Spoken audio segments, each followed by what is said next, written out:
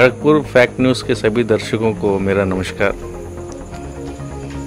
आज पहली बार पश्चिम बंगाल खड़गपुर में सनातन धर्म के गुरु श्री श्री ब्रह्मश्री सामवेदम सरमुख शर्मा जी आज खड़गपुर पधारे हैं।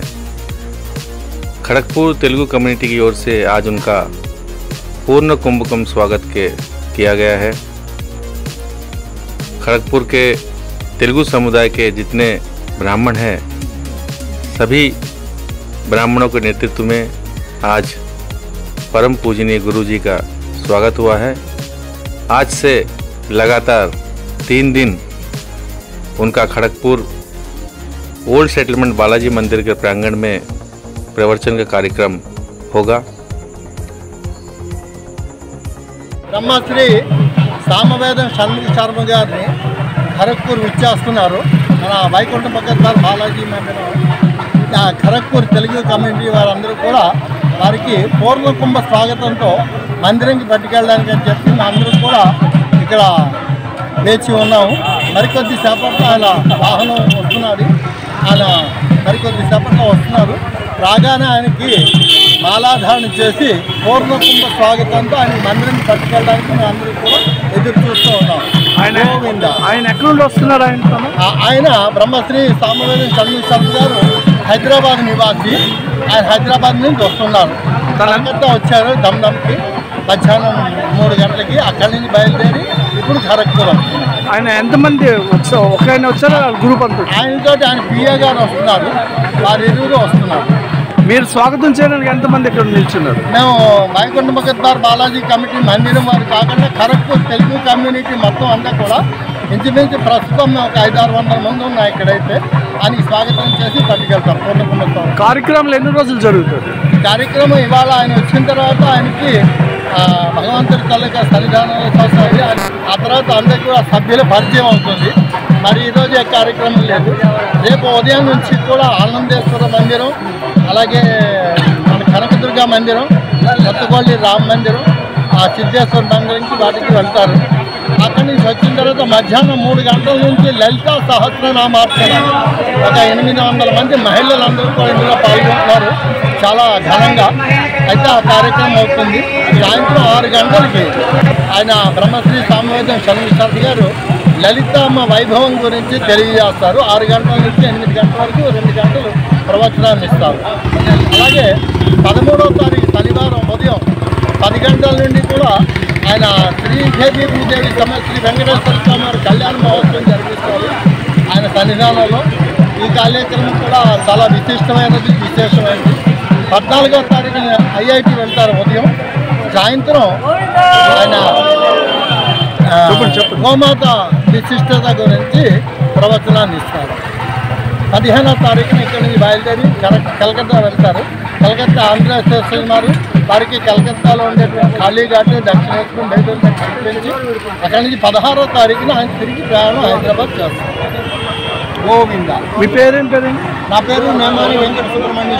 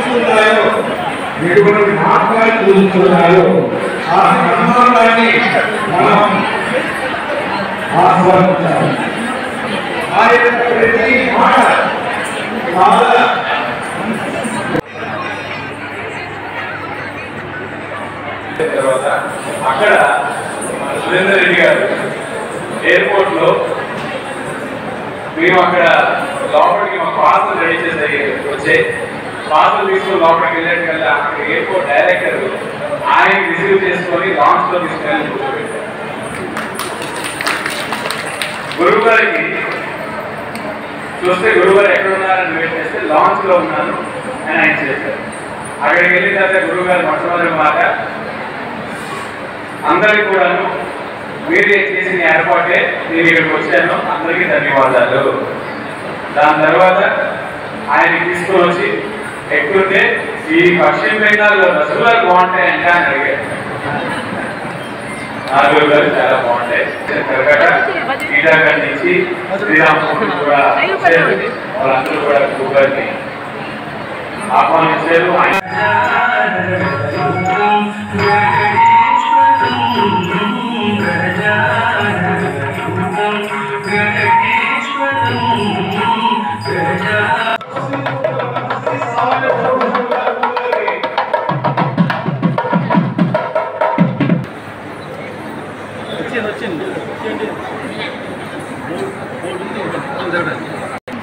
సామవేద సంరక్షణ గారి యొక్క సమక్షంలో మనందరూ కూర్చోవడం, ఆయన దర్శనం చేసుకోవడం, మనం చేసుకున్నటువంటి పూర్ణ స్ఫూర్తంగా భావిస్తున్నాం. అదేవిధంగా ఈ సభ నిర్వహణలో ముందుగా ఖరగ్పూర్ తెలుగు ప్రముఖులు దామోదరరావు గారు ముందుగా వచ్చి గురువు గారి యొక్క మాల సత్కారం, పుష్పమాన సత్కారం చేస్తారని కోరున్నాం. అయ్యా దామోదరరావు గారు.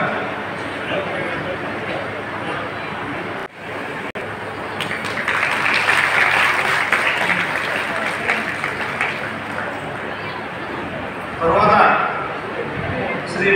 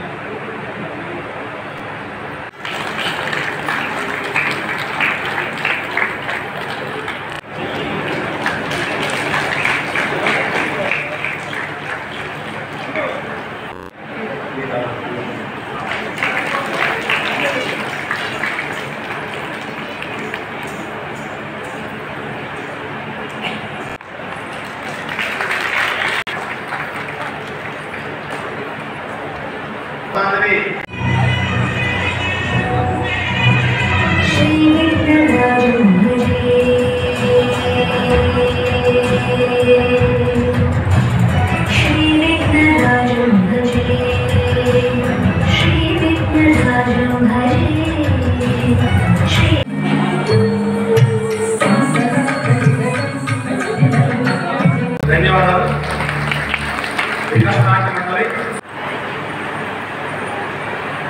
శ్రీ వెంకటాచలాధీశం శ్రియాశాసితవక్షసం శ్రితచేతనమందారం శ్రీనివాసమహం భజే. శ్రీ శేషశైలసునికేతన శ్రీ వెంకటేశ్వర స్వామినే నమః. ఈ ఖరగ్పూర్ ప్రాంతానికి నేను రావాలని సుమారు 6 ఏళ్ళుగా పిలుస్తూనే ఉన్నారు. 2019లో రమ్మని పిలిచారు. సరే 2020లో అవకాశం కుదురుతుందా అనుకుంటే అప్పుడు కోవిడ్ ప్రభావం వల్ల ప్రయాణం అయిపోయింది. మళ్ళీ తర్వాత ప్రయత్నిస్తున్నారు కానీ ఇప్పటికి సాధ్యమైంది. ఖరగ్పూర్ ప్రాంతానికి రావడం చాలా ఆనందం కలిగిస్తున్నది. ఎందుకంటే నాకు తెలిసి ఖరగ్పూర్కి చాలా గొప్ప ప్రశస్తి ఉంది. ఇందాక పెద్దలు చాలా చక్కటి చరిత్రను కూడా తెలియజేశారు. ఇది ఒక ప్రత్యేకత. అయితే 1934 ప్రాంతాల్లో ఒక మహానుభావులు ఇక్కడికి వచ్చేశారు. మీకు రమణ మహర్షి తెలుసు కదా చాలా మందికి. అసలు రమణ మహర్షి అనే వ్యక్తి ప్రపంచానికి పరిచయం చేసే వాళ్ళు ఉన్నారు. ఆయన పేరు కావ్యకంఠ వాసిష్ఠ గణపతి.